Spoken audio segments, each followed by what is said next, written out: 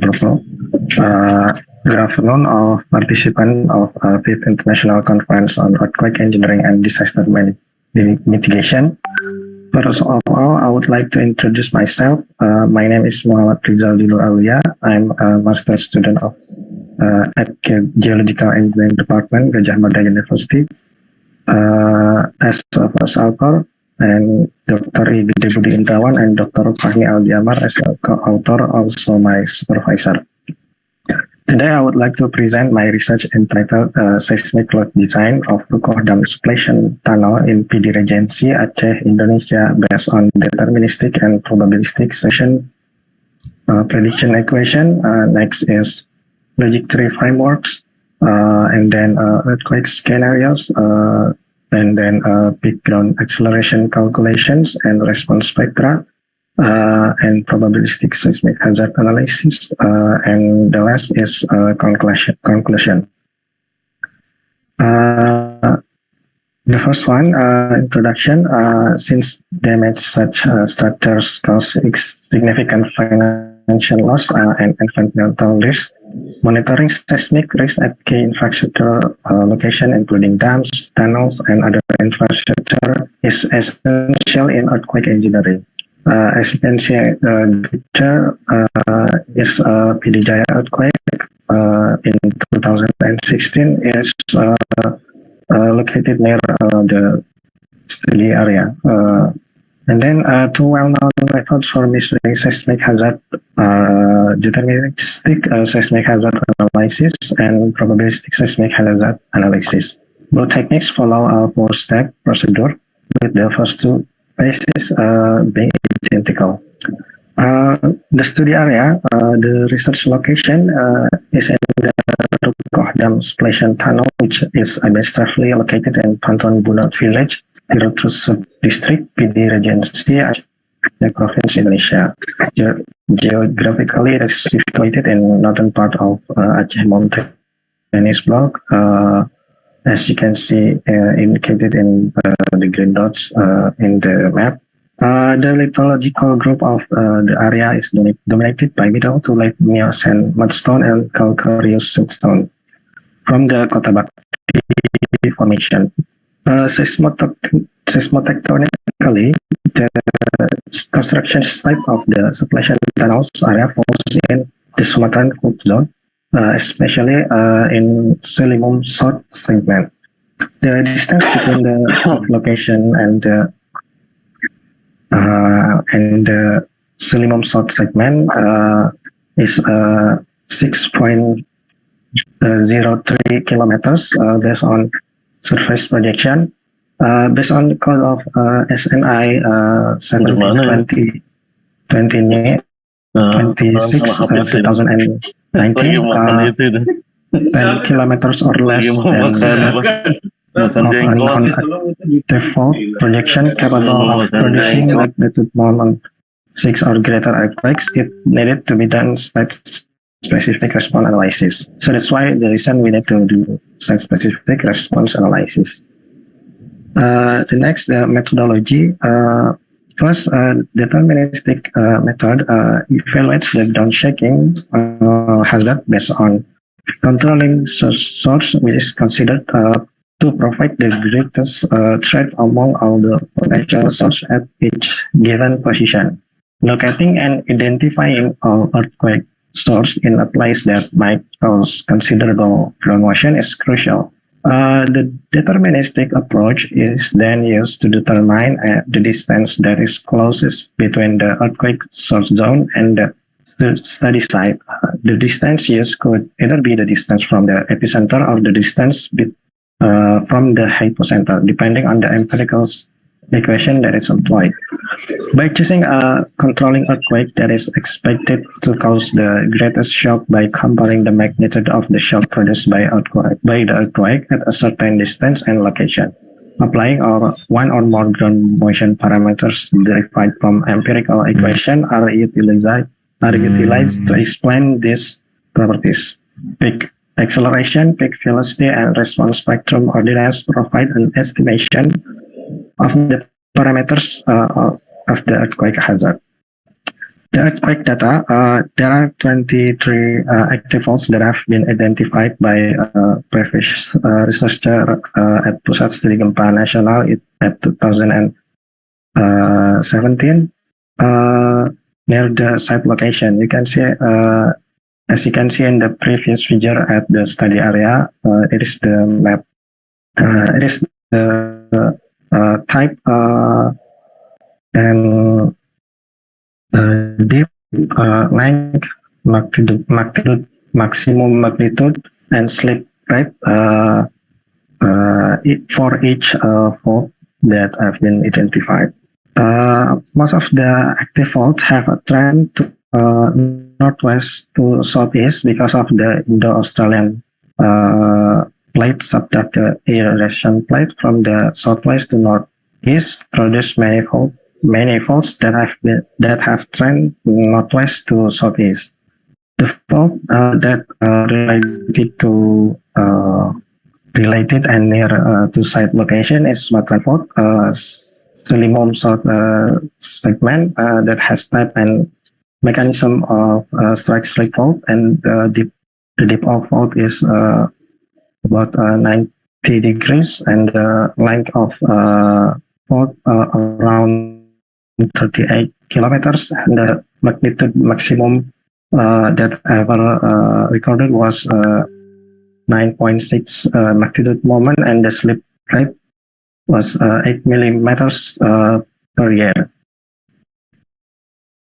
The ground motion equation that they used in this study, the first equation was Lur and Atkinson, NGA 2014. This is equation developed as part of the NGA West 2 project. The data that been used to develop the equation consists of background acceleration and velocity, as well as 5% pseudo-spectral acceleration for periods ranging from 0.01 second to 10 seconds. These equations are generally applicable for earthquake of 3.0 to 8.5 magnitude moment, except of constraint for magnitude moment greater than 7 for normal slip events at distance from 0 to 400 kilometers.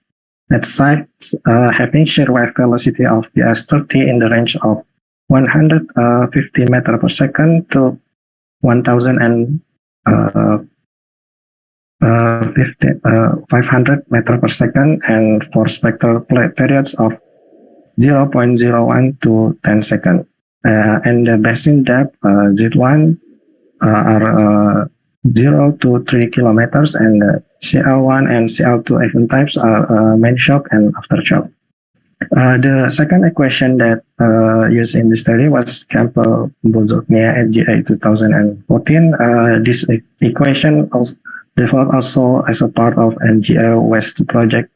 This ground motion prediction equation is considered to supersede their previous NGA ground motion model for peak ground acceleration and peak ground velocity, and 5% damp linear pseudo absolute acceleration response spectral ordinates.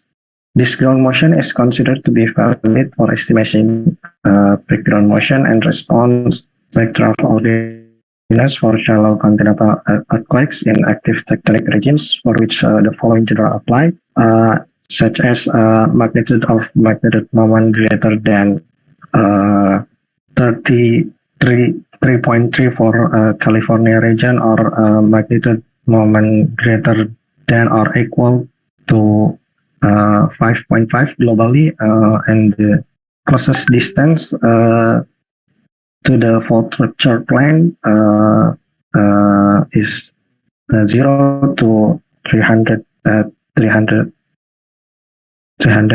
kilometers. And the shear wave velocity of PS30 is from 150 to 1,500 millimeters per second, corresponding to an NAHRP site categories B, C, D, and E.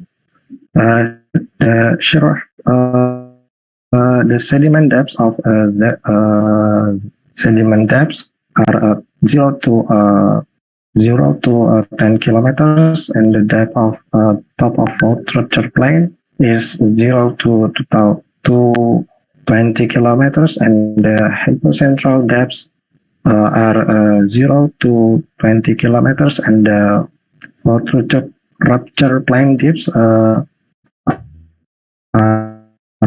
from 15 to 90 degrees.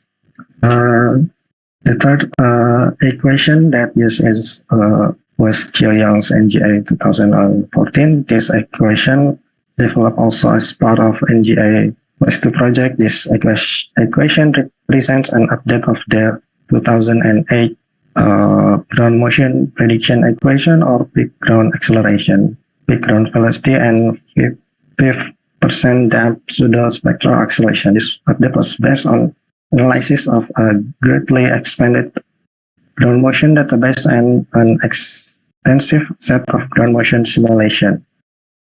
This equation generally applicable or predicting horizontal ground motion amplitudes for earthquake in active tectonic regions, which is following condition: the magnitude moment greater than or equal to 3.5 and less than or equal to 8.5 for strike slip earthquakes, magnitude moment greater than or equal to 3.5 less than or equal to 8 for reverse and normal faulting earthquakes.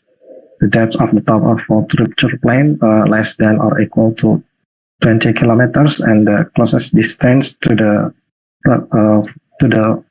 fault rupture plane are greater than or equal to 0 kilometers and less than or equal to 300 kilometers, and the shear wave velocity of PS30 are greater than or equal to 180 meters per second and less than or equal to 1,500 meters per second. Next is logic tree framework. The weighting of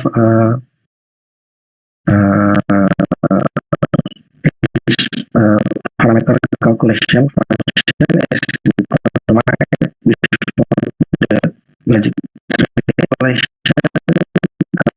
function output is assigned, particularly weight. The weighted value represents the amount of confidence in the parameters in question. The final result, which is the total different weight value, may be calculated using the weight value. When all parameters are added together, a value of 1 is achieved. The final result is calculated by adding the weight of each parameter.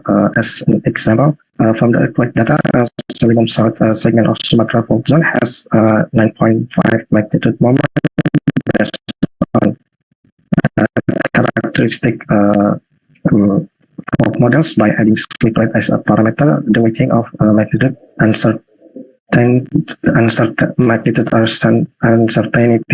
is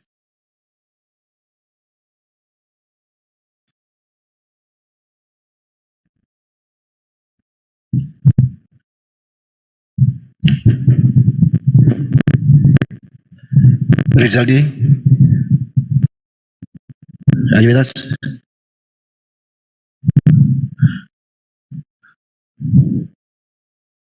Rizaldi, are you with us? This connection is lost. Okay.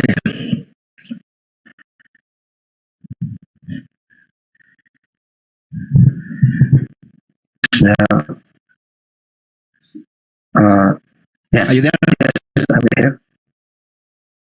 Can I continue? Okay. Yeah. These are the earthquake scenarios based on the characteristic fault models, and this is the earthquake scenario based on Gutenberg-Richter criteria of activity value. The probabilistic seismic hazard analysis that I used in this study was from Pusat Studi gempa nasional provided in the source and seismic hazard map 2017 is the PGA short-term spectral acceleration at period 0.2 second and spectral acceleration and period 1 second. The peak down have 3 minutes, Rizaldi. Yes, 3 minutes. Thank you. More. Okay. The peak down acceleration calculation, the deterministic seismic hazard analysis was conducted using Agent Average software, and based on the Bohr Atkinson et al. GA 2014, the PGA is 0.59 and the spectral acceleration at period 0.2 is 1.44 and the S1 is 0.59. And based on Campbell Bozognia, it has a larger value of the PGA of 0.873 and the SS is 1.0707 and the S1 is 0.61. And the Geoyons NGA 2014, the PGA was 0.6 and the SS is 1.55 and S1 is 0.52. And also we compare the probabilistic and deterministic seismic hazard analysis that have been compared to. The probabilistic method has a PGA value of 0.537 and it's as 1.291 and S1 is 0.575, which is has a deterministic method has a bigger value than probabilistic method. This is the response spectra of each ground motion equation prediction and the probabilistic method and deterministic method. And the conclusion was the results are given in terms of spectrum acceleration, which show the variance of maximum PGA based on several ground motion prediction equation. The value PGA value is 0.66 G according to deterministic method as compared to the calculation with probabilistic method of 0.537 G. And this is because the deterministic method always consider the worst case scenario of quite event, while probabilistic method will yield a lower value because of the uncertainty surrounding the possibility of an earthquake. Until now, no one has been able to determine when an earthquake will occur. We can only predict earthquake behavior based on the past event, so it's better to prepare for the worst than to cause a lot of loss and life. I would like to thank you to the implementation unit for geotechnics, tunnel and structures, Directorate General of Highways, Ministry of Public Works and Housing, for the use of exact software. Thank you for this from me. Thank you for your attention. Thank you very much, Rizaldi. Ladies and gentlemen, it's come with the question and answer session.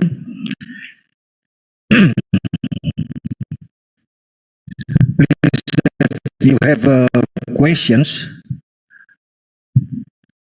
okay, Professor Bambang, Erwin, and Andre. Yes, Andre. Okay. Pak Yosua. For all four presenters, Please mention the question. Professor Bambang or first? Professor Bambang Zendra first.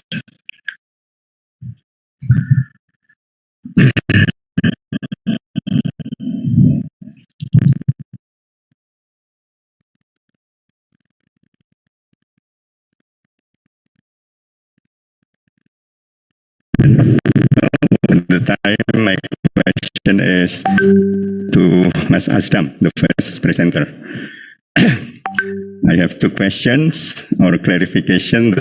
The first one is related to the model. You have joint model. The first model made from C. Okay, and then you show to us that you compare the result of cyclic loading in that figure. My question is there any cracks developed on the CEE model, beam column joint made from CEE model? ECC, sorry, ECC. At the end of the test, because the slide that you showed to us, we could not see what is the final result of the test in terms of the cracks. And if it is cracked there, what is the comparison between the width of the crack, maybe the number and also the pattern of the crack, if we compare from the normal concrete and the CC concrete. Whether you include the reinforcement or not in the finite element model. Thank you, Prof. Yeah. Okay. Please, Mas Asdam.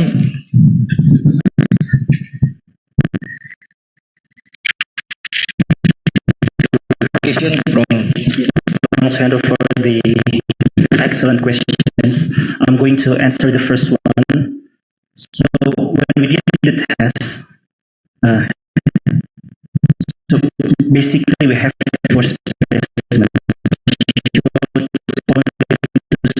specimens for direct you to the direct comparison between normal concrete and ECC specimens.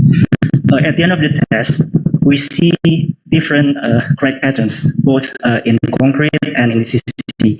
In concrete specimen, the crack mainly occurs at the interface in the beam column joint and also extended towards the joint core.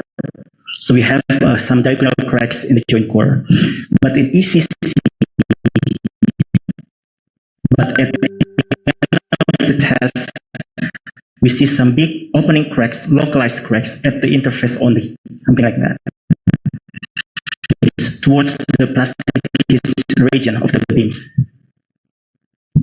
For the second question about the model, because we adopted 3D modeling, so we use discrete representation for the rebar. So it's not smeared, but followed what we did during casting. But for the concrete, we use fixed smeared concrete model, something like that. Yeah. I hope it answers all of the questions that you raised. Thank you very much, Mas Asdam. Okay, the second one, Erwin. Okay, thank you, Pak Prof. My name is Erwin, and I would like to ask Edwin. Edwin, are you there? Yes, I'm here. Okay. Okay. This is Erwin. So, Mas Edwin, first of all, congratulations on your systematic and clear presentation. Yeah. Secondly, my question is, in R3, R4, and R5 specimens, where you have a sand infill specimen, the last cycles, the last drift ratio at 15 millimeter, I think, I see some degradation for the second, third, and fourth cycles. Could you explain more what causes those degradation and how it might impact our behavior? Thank you. Okay. Thank you for the question, Mr. Edwin. Okay, so my answer is as I showed before, the rubber specimen were glued to the iron plate. And the glue that we used was called vulcanizing method, where the adhesive layer used some called vulcanizing method. So when we test at the lateral deformation of 15 millimeters, we saw some the adhesive layer has started to come off. So maybe it results in some deformation at the third and fourth hysteresis loop. Maybe that's my answer. Yes, thank you. Thank you. Thank you very much. Next. Okay. Okay. My name is Andre, and I have also two questions for Mr. Asdam. Yeah. Then of the mixture, what is the volumetric ratio of steel fibers that you use in your mixture, and is there any issue with the workability? And also, is there any issue with the randomness of the fiber orientation? That was my first question. And my second question was related to the crack pattern as well. If I remember correctly, when you show the crack formation in your simulation, it seems that there is a larger crack actually farther from the column for the ECC and the normal concrete. So you shifted the plastic hinge region, and is there any concern about that? Thank you very much. Okay, so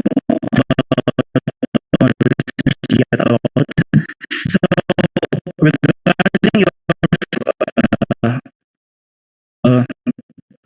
cement and also fly ash and fiber, and the fiber is quite small, so typical of human hair, and we added 2% by volume, something like that. And about the consistency of or workability, it is more like the SCC. So instead of like using the slump test analysis testing, we use slump flow. So there's nothing more challenging about the dispersion of the fibers. So it's quite easy compared to the SFRC that we fabricated. And what was your second question? Yes, my second question is related to the result. Yes, your simulation shows that there is a large. The simulation that I showed earlier was under development. So I'm not saying that it's the final version, because at the moment we are currently developing the reliable consistent model for ECC, starting from the shear panel test, something like that. Because what we need to pay attention to address that, we can see some big cracks at the joint, more like that I showed earlier. So it's not the final model. So maybe if you can bear with me, we can finalize this and then I will let you know. Thank you very much. Thank you, Mas Andre. And now, Pak Yuswan, please.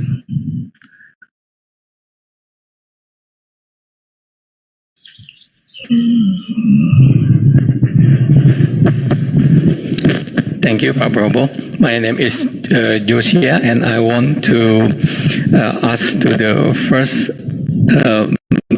Mas Asdam. Mas Asdam. Yeah, I'm interested with the tools. If I'm not mistaken, you're using DIC, right? Yes. The digital image correlation. Yeah. Did you make a comparison between the result from the DIC and maybe you put some dials or reliability and how is the precision of this, the IC? And second is, if I'm not mistaken, you did the experiment in the lab, right? Can you also use the IC outside? And how long is the distance between the camera and the sample? And if I'm not mistaken, because I see in your presentation, you use a normal camera, and did you use special tools like a heavy tripod? Because if the camera move a little, it will. So if you use it outside the building, can it produce a perfect picture like that? Thank you.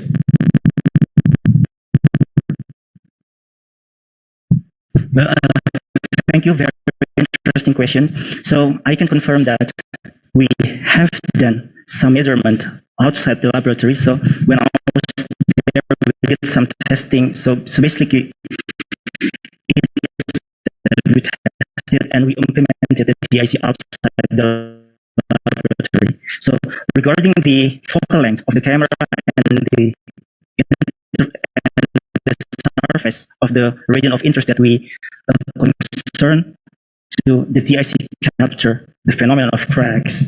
So it actually depends on how large your region of interest. If it is larger enough, then you have to move away your camera.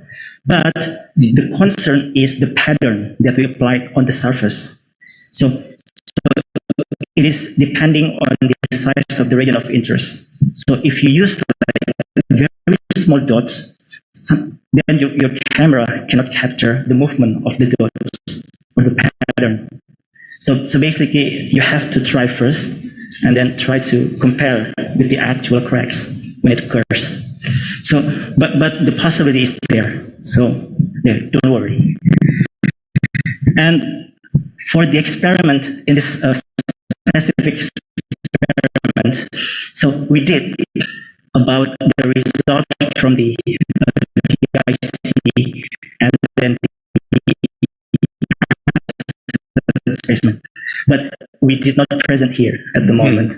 It's on another publication that we planned to publish. But if you want to see about the verification that we have done, there was one paper that we have published, but it's not in the beam column join, rather it's in the 4-point bending test of the beam. So you can see what we did there. Thank you. Thank you.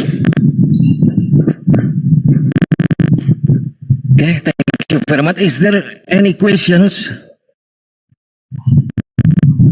from the audience online? Well, yes. Check. please. Check. Oh yeah.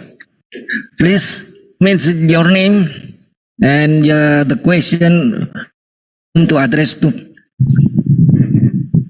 Okay, thank you, Professor. So my name is Benny. I'm from Universitas Gadjah Mada. I would like to ask a question for the last presenter, Mr. Muhammad. To Rizaldi, okay. Yes, Professor. So my question is, well, first of all, it was a nice presentation and an interesting topic. I would like to ask about the methodology that you use. Why did you use the ground motion prediction equation? You did like 3 equations. If I'm not mistaken, it was Bohr, Atkinson, Campbell, Bozornia, and Chiao-Yang. Why did you choose these 3 questions? Thank you. Rizaldi, are you with us? Yes. Yes.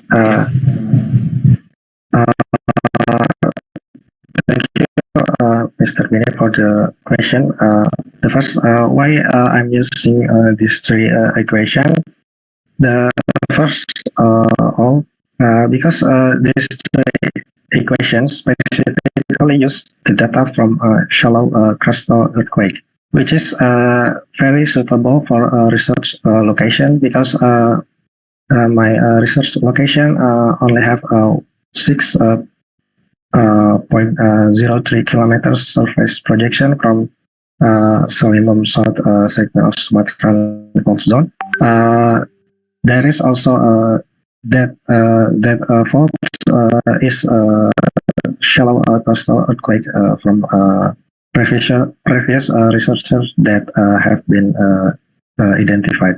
And second, this equation also used in the making of seismic source and hazard map 2017 by Pusat Studi Gempa Nasional for probabilistic seismic hazard analysis. So this is so it's fair enough to compare the deterministic seismic hazard analysis and the probabilistic seismic hazard analysis with the same equation. That's all from me, Mr. Bin. Thank you, Mr. Muhammad, for the question, for your answer. Okay, thank you. I think the time is there any one more? Okay, please.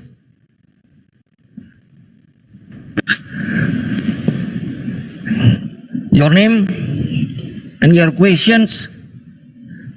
Thank you, Prof, for the opportunity. Yes, my sound is clear. Okay. Okay. My name is Clarino Tefle Stuart Armando Galak. I'm from Gajah Mada University, and I want to ask to the last presenter, Mr. Muhammad. It's related with the previous question from the other questioner. It's about first is what's your objective to this study, and the second, why do you need to compare between DHA, deterministic seismic hazard analysis, and PHHA, probabilistic seismic hazard analysis, to design your seismic load? It's only two of that. Thank you, Prof. Okay, thank you. Rizaldi, are you with us? Yes. Okay. Thank you, Mr. Clarino, for the question.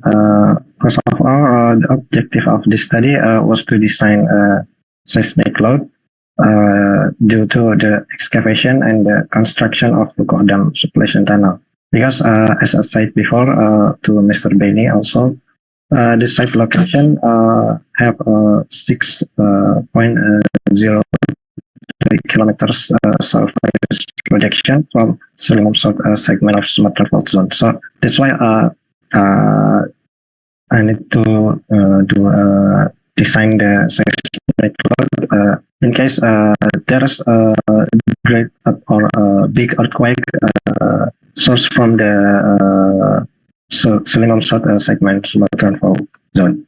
So, and last is for the research. I also want to compare the DSHA and PSHA on stability of support system Rukom sublimation tunnel. So it is still ongoing, but it is crucial to do the seismic load design first. So that's all from Minister Clarino. Thank you. Is that all, Rizaldi? Okay. Okay, ladies and gentlemen, we come to the end. The time is up. And please give a big applause to all presenters. Yeah. And thank you very much for all participants, all speakers for the sessions. And now we come to coffee break. And we have a 20 minutes coffee break before continuing our parallel sessions in this room. Thank you very much and have a good day.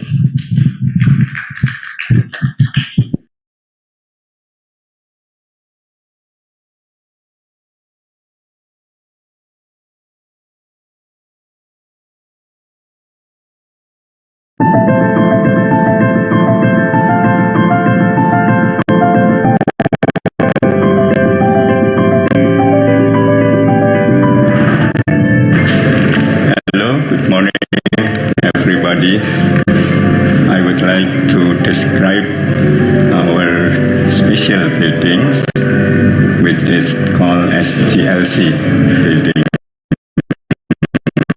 Smart and Green Learning Center.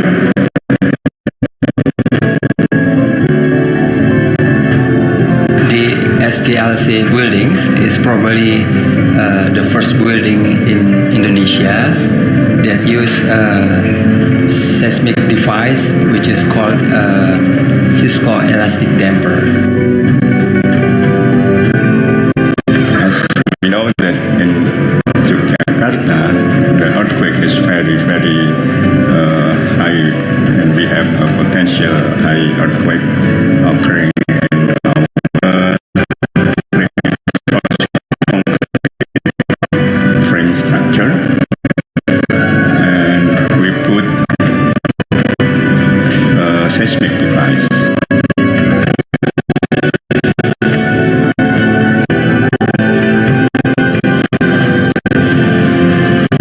Rubber damper have a 40 by 40 centimeter square and 2 centimeter thick. The capacity of the damper is about 40 ton, 400 kilonewton. Very complex because the behavior is not only depend on the displacement, but also depends on the frequency during the earthquake.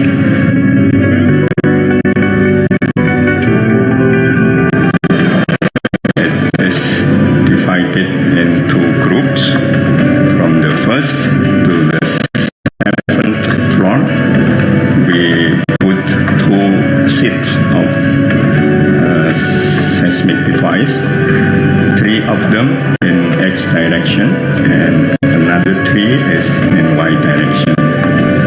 And another 30 seismic dampers we placed on the 7th floor to 11th floor.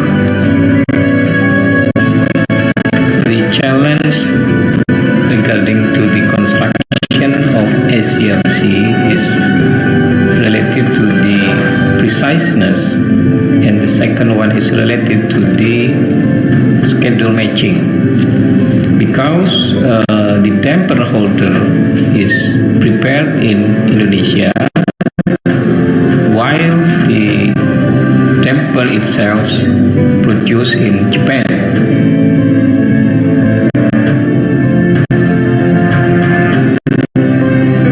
This damper are designed to reduce lateral displacement, so that the interstory trip should be less than 1%. These dampers, if we don't use this damper, so the lateral interstory trip will be up to 2%. When the earthquake entering our structure, the energy has been reduced, maybe up to 6